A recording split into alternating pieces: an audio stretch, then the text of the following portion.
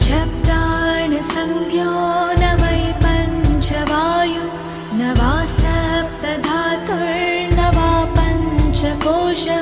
न वा पाणिपादं न चोपष्टपायु चिदानन्दरूप शिवोऽहं शिवोऽहं चिदानन्दरूप शिवोऽहं शिवोऽहं चिदानन्दरूप शिवोऽहं शिवोऽहम्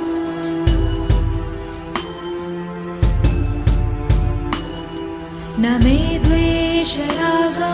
न मे लोभमोहौ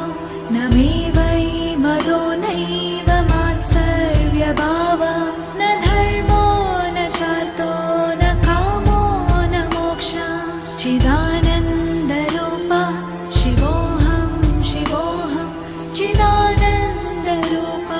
शिवोऽहं शिवोऽहं चिदानन्दरूप शिवोऽहं शिवोऽहम्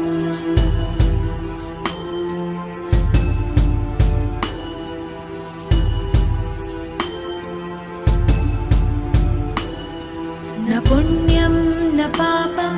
न सौख्यं न दुःखं न मन्त्रो न तीर्थं न वेदा